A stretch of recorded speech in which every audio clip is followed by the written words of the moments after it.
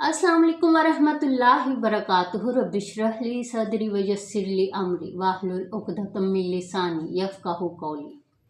हज़रत जिब्राईल अलैहिस्सलाम एक मरतबा नबी करीम सल्लल्लाहु अलैहि वसल्लम के पास बैठे थे और उन्होंने एक ज़ोरदार आवाज़ सुनी तो अपना सर उठाया और नबी पाक सल्लल्लाहु अलैहि वसल्लम से फरमाया, आसमानों का एक दरवाज़ा है जो कभी नहीं पहले खुला, और फरमाया कि एक फ़रिश्ता है जो ज़मीन में कभी नहीं आया जो कि इस वक्त नाजिल हुआ। उस फरिश्ते ने नबी पाक सल्लल्लाहु अलैहि वसल्लम के सामने हाजिर होके आपको सलाम पेश किया और फरमाया, दो नूर लेकर आया हूँ आपके लिए जो पहले कभी किसी नबी को नहीं दिए गए। एक सूरह अल-फातिहा और दूसरी सूरह अल-बकरा की आखिरी दो आयत।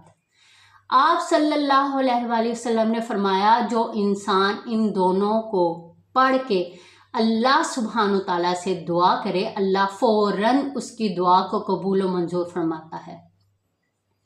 सूरह फातिहा में अल्लाह सुब्हान ताला ने बहुत से इनामात का भी जिक्र किया है और अपने 5 नामों का भी जिक्र किया है जो अल्लाह सुब्हान ताला के ज़ाती नाम हैं। वो कौन से हैं? नंबर 1 अल्लाह, नंबर 2 रब, नंबर 3 अर्रहमान, नंबर 4 अर्रहीम, नंबर 5 मालिक। रब कौन है? मालिक हमारा खालिक। कुरान में अल्लाह सुब्हान ताला का ये नाम 40 से ज़्यादा बार रब का नाम यानी रब्बी का जिक्र किया है, जिससे हम दुआ मांगने का सलीका सीखते हैं। जैसे रब्बी जाली या रब्बाना आतिना फिद दुनिया।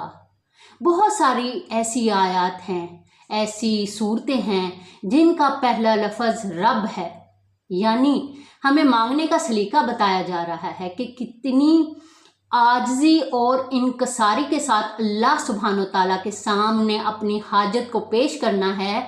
अल्लाह सुब्हानो ताला सबसे पहले हमारे दिलों को खोल दे ताकि जो कुछ हम इस कुरान में पढ़ें अल्लाह सुब्हानो ताला हमें उस पर अमल करने वाला बना दे। नबी पाक सल्लल्लाहु अलैहि वसल्लम ने फरमाया, तुम में से बेहतरीन वो है जो कुरान को सीखे और सिखाए। आपने फरमाया, जब अल्लाह सुब्हानो ताला किसी इंसान के साथ खैर का मामला करते हैं, उसकी भलाई चाहते हैं, अल्लाह सुब्हानो ताला उसे दीन की समझ अता फरमा देते हैं।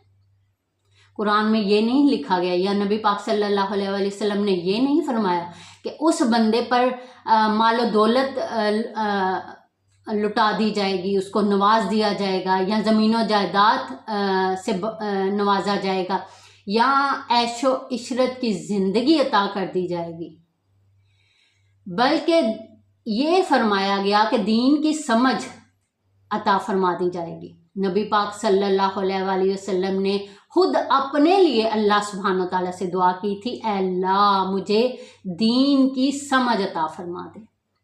तो दीन की समझ भी उसी को मिलती है जिसको इसकी तलब हो।